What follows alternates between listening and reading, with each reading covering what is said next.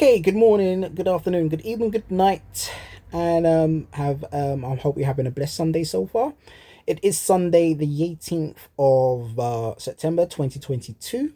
It is the day before the Queen's funeral, and this is what the subject matter today is. This is a shorter version to a video that I did earlier, and it's just to get some facts out. And I'm gonna go straight to Wiki, which is the best place to go for bullet points, but it's best to do your own research on the internet and to do your own research. So again, before I start, I will say I'm not a preacher, I'm not a teacher, I'm not a priest, a pastor, a bishop. I'm not trying to force feed anybody anything, I should say. It's just an opinion, it's my thoughts, and just to try to tickle your brains to think for yourself. That's my encouragement right now. Think for yourself, do your own research.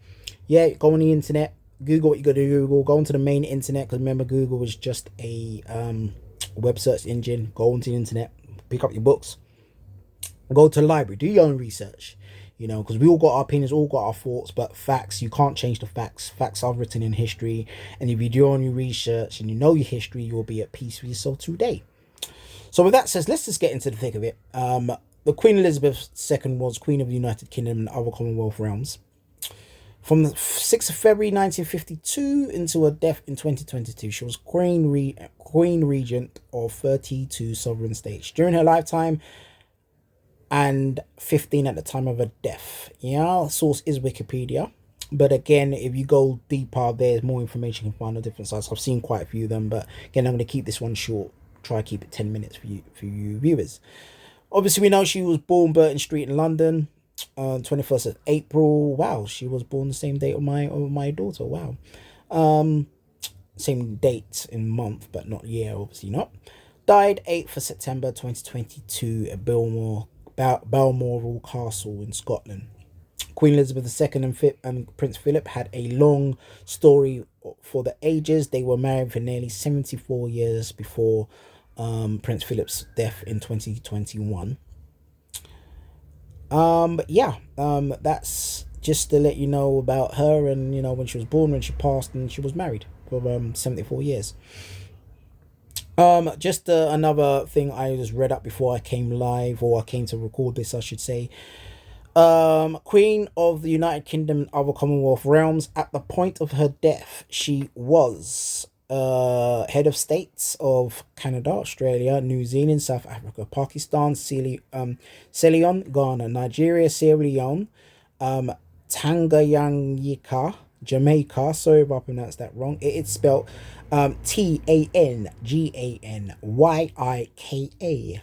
Also Jamaica, Trinidad, Tobago, Kenya, Uganda, Malawi, Malta, the Gambia, Barbados. No, that was in 2021, sorry.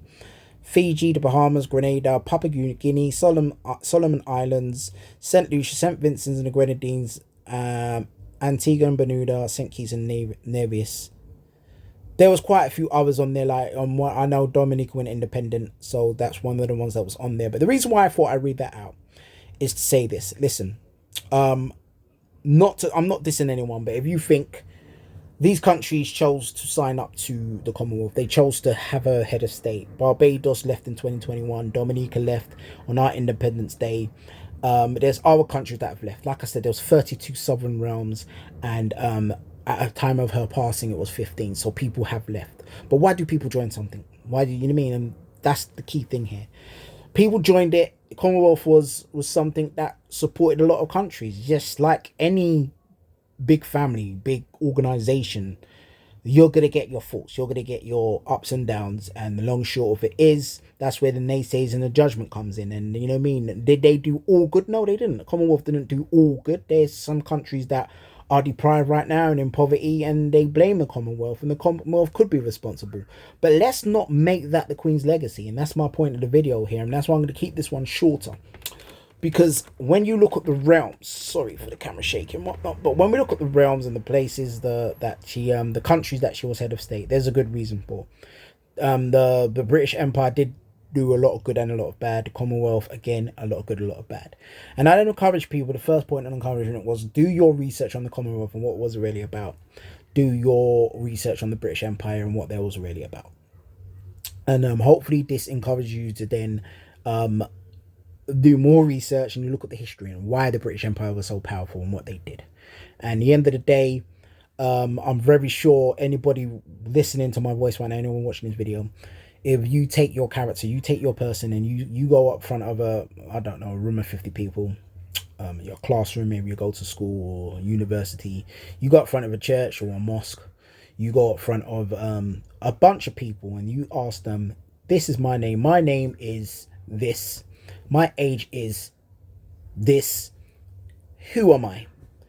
A room of 50 people, it will be great if 25 of them said you're a great person and then 25 of them said bad. At least it's half. What would you do if 40 of them said you're a bad person, terrible, and they could list every wrong you did? Would you like that? But you know in your heart you've done good. What's my point here? Let's not judge. The Commonwealth, the British Empire, ups and downs, goods and bads, right? But why would these so many countries remain head as Queen, as head of state? Because she served, and she served well. So that's one of my first points. Let's just look at why she was the head of state of these countries and what's the history of those countries and what good she did. And if bad happened, is she directly responsible? Because there's always two sides to the story.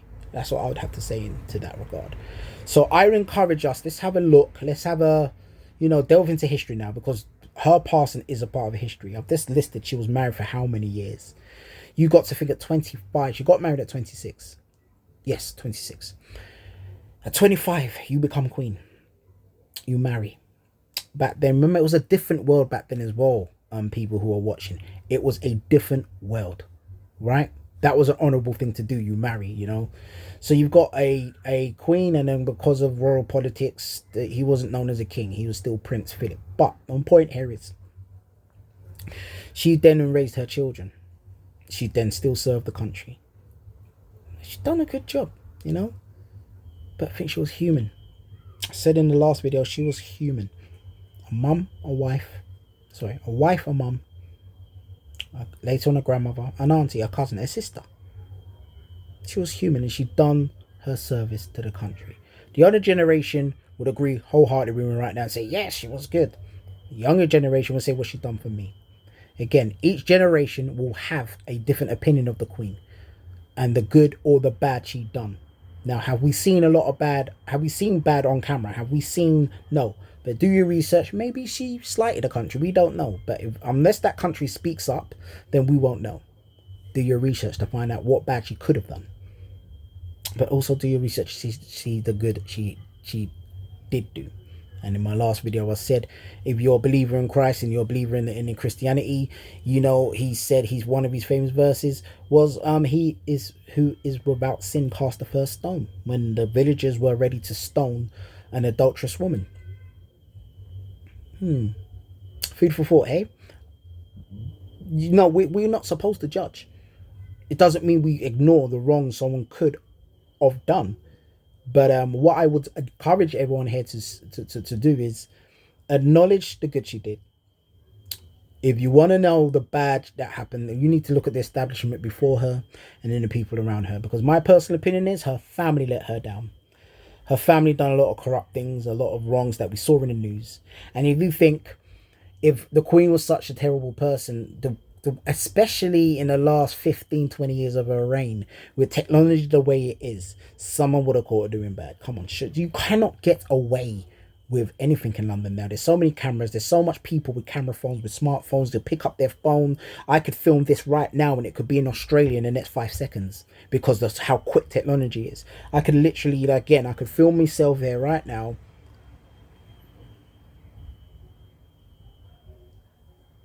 That was 5 seconds. I could tap a button right now. Imagine I was filming, I could touch a button right now, and that's gone on the internet. There is no way the Queen could have done bad and not been caught out. Her family, however, look what's happened with her family. Her family let her down greatly. And I say, yes, God save the Queen. 70 plus years of service as a queen. In all, let's just go back, sorry, because I was, in all, she reigned as queen total number, I'm sure it was 76 and she's married 76 and she was married 74 years. It's a great achievement. That is an achievement in itself, to say that she had to serve a country, all those different heads of state, all those different countries, and still manage to balance a family, And tradition is, she had a 96 gun salute. I got a bit teary-eyed because I was like, wow, look what they're doing for this woman. She must have done good. People, look at the establishment before her, look at the people around her, if you want to see what wrong could have happened in her reign. And it's very clear a lot of wrong did happen, but a lot of good also happened. Let's not judge. If you're gonna and here's another point I'd like to get across. If you're gonna honor her and you believe in her and you believe in King Charles, then fantastic. I mean, this is a time in history to enjoy, to watch, to learn. But if you're gonna dismiss it, you're not a part of it. If you're one of the ones that she's a reptile queen and she's a slave driver and all that, okay, fine, you're right to your opinion. But let's not judge and then destroy it for the people that do believe in her. Because again, let's go back to the analogy I gave you. If you're in a room full of 50 people and 25 said you're good and 25 said you're bad, you understand me? That would probably be a good thing. It's balanced. But what if 40 of them said you're a terrible, bad person? You know in your heart you're not. You are a good person. How would you feel? How would you actually feel? And then with that analogy, think, would it be right for 40 people to say you're wrong and terrible? Wouldn't you want to have an account of yourself? Wouldn't you want to be able to say, hey, but look at the good I've done? Of course, you'd want somebody to talk up for you. And at the end of the day, these heads of states are the people that spoke up for her. And then some of them just decided to go independent, like a child does. You raise up a child, hopefully one day they'll be independent. And to me, I think some of these things, I'm not calling the country children, but the analogy I'm trying to get to you right now is that they got independent. They felt that we can do it ourselves now. We don't need a head of state. And they had every right to do so. Did you force them to stay? No. So I'm trying to get people to think both sides of the coin before we judge. At the end of the day, if 40 people said you're terrible, 40 out of 50 people said you're a terrible person, you're going to want people to say, look at the good you've done. You're going to want people to, you're not going to like it. So why should we do it to the Queen or anybody else in the royal family? I've already said today there's corruption in that family. But is that all we're going to look at? A gentleman that lost his mum had to fly down from Scotland, come to London and shake people's hands. And then go and do, their I don't want to say ritual, but, there's a tradition they follow. And he has to go and do that, shaking hands with prime ministers and ministers, etc. And then, remember, he's a husband and he's a father. Think he's a human being, just like the Queen is, and the long short of it is let's not judge. Let's acknowledge the reign. Let's acknowledge her marriage and acknowledge the fact that she's a human being. She's a mom, she's a grandmother, she's an auntie, a sister, a cousin. And let's try to remember we are in the UK, we are in England, and at the end of the day she was queen of this country. She's now passed and a king is now on the throne. And if we don't like it, I said in my last video, why don't we just leave it then? Why sit here, right?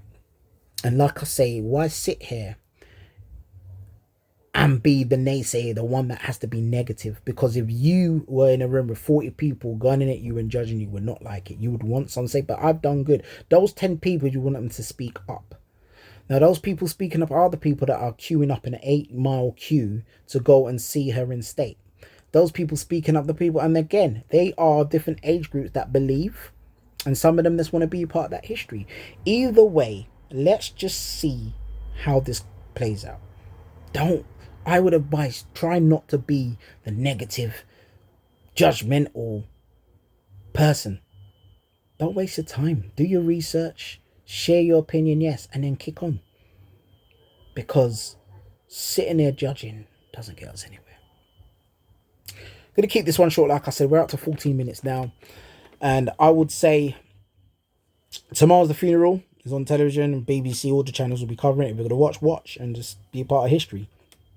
If you're not, I can't say don't, I can't say what to do, but I'd highly recommend don't be one of the negative naysayers, man. You know what I mean? And speaking as a black male, one key thing is that not all of us are the same. Well, what about the Queen? Not all people in royal families, not all people in power are racist and are slave drivers. Not all of them. There are some good people, and I believe the Queen was a good person. But you've got your own opinion. But base it on facts. I'm basing the fact that I feel she was a good person on the fact that, what I saw, what we physically saw. I mean, I lived in Dominica for a while, and there's a lot of people down there. I mean, I do the real thing, but the ones that did, they had a good point. They, and they weren't just the rich people. No, I spoke to people who were in poverty and people who are of wealth alike, and they both parties had good things to say about the Queen and the royal family. I spoke to people in poverty and in wealth that got disgusted with the royal family. They're entitled to their opinion, but don't try to force law. Right now, again, I'm just trying to open our eyes and advise us. Let's not try to push our own opinions on people. This is my opinions, yes, but I'm trying to open our eyes and just say, do your research and make sure you're basing your opinion on facts. But try not to be part of the masses of judgmental people. That's my point here, because it's unfair to be judging a fair lady, I don't want to say old, but a fair lady. It's basically passed, done a service, and she's for the tradition, and she's gone to rest. And as a believer, are we without sin? No, we're not. So let's not try to throw stones, because read the scripture. Not to dismiss any Muslims, I'm sure I've spoken to a few Muslims, like I said in the other video, and they're like, yeah, we're not judgmental, you know what I mean? I've spoken to true Muslims, and they're like, yeah, we agree with that. You can't judge. You shouldn't judge, I should say. They don't say can't. But I'm not here to speak up for Christians or Muslims, but as a believer in Christ, I I have used that as a base of what I'm saying, because I'm a believer. But I also acknowledge there are other faith systems out there, and I'm very sure you could agree with me that, listen, it is for the good. You know what I mean? Forget the extremists, again, when we're talking about belief systems, let's forget about the naysayers. Look at the good that they actually do. And they actually, at the end of the day, did we ever see a film or read a book or see her live diss Christians or Muslims or Buddhists? Or no, you know what I mean, in Christmas speeches and New Year speeches, sorry, she often quoted scripture. Now she may not, like I said in the last video, she might not giving you the phrase like it's John chapter 1 verse, no, but she would ad-lib, she would, you know what I mean, and she was a believer. In the end of the day, let's just accept the good she done. She's done her time, she's done her years, she was married, she was a good woman. Unfortunately, there was a lot of corruption and bad around her. Her family let her down, and come on now, let's just look at it. The family did let her down. But I think as a father of 4 myself, and I've got influence over another 3 or 4 children, around 5 around me in family, and I'm talking about children. I got a nephew. I would love to think that they will be the best representation of my mum, because I've got my queen. Yeah, I'm married. I've got my mum would love to sit down and think that her 2 granddaughters are gonna be a good representation of her. Their respected mums are gonna be like, gonna want our daughters and our sons to be good representations of them. My sons, I want them to represent me the best way. So if you're a parent of any sort, if you are a guardian or carer of any sort, think to yourself, you want the best for your children, and the Queen wanted the same for hers, but unfortunately the children did let her down. The point here is put yourself in the Queen's shoes. With that said, I'm going to wrap up now. Well, I'm going to wrap up in a few moments, I should say, but just food for thought. I've thrown some thoughts out there, and yes, okay, let's look on the other side of the coin. I want to balance this, so I'll probably take a few more moments down, but let's balance this. Could she have done more to speak up against poverty? Maybe yes. You know what I mean? Could she have released some of them countries and let them be independent earlier? Maybe yes. But remember, there's a lot of people that say the Queen has no power. So if she has no power, then how could she change the poverty in certain countries? Ain't that down to the government? But okay, on the other side of that, so not to contradict myself, but if she's the head of state and she visits the country and sees how well the country's doing, and she offers her advice and she speaks to their leaders, is that not enough? You understand me? Because at the end of the day, where the money is now is with the government. She has a strong influence, and she still has a lot of power, but she has a strong influence at least. And she's done what she could do. But what I'm trying to say right now is, don't lay the blame on the Queen's lap when it's the governments right now that can still, for the reparation, people couldn't pay that reparation. for the people who are still suffering slavery. Is not up to the British and American governments to go and do that. But that's another debate for another time. But my point in the matter is she in power or she's not? A lot of people say she's not. So what's she supposed to do? And for those who say no, she has got a lot of power. Well, is she not using that to try to go and influence these countries and try, you know what I mean? Another debate for another time. But my point in the matter is, let's close up, is let's not judge her. Let's just look at the power that's been taken from her, because the royal family were a very powerful institution. No longer the way they once was, but they still have a lot of influence, and she used their influence to do a lot of good. Because the amount of charities and the amount of work she actually does will be very shocking to you. The amount of things that she's got her hands on that does a lot of good. You know, there's a lot of young men I've spoken to lately that are beneficiaries. They benefit from the Prince's Trust. Now he's king. Let's leave it there. I'm not going to go too deep into this. It's 20 minutes. I wanted to keep this shorter. The last video was 30 plus minutes. So please leave your thoughts, leave your opinions as well. Thank you for listening. If you listen to the full 20 plus minutes, and I will leave it there. I might do a live throughout the day tomorrow. Might do a live, but we'll see how the comments go for Sunday night. So again, good morning, good afternoon, good evening, good night, wherever you are watching from, and thank you for listening.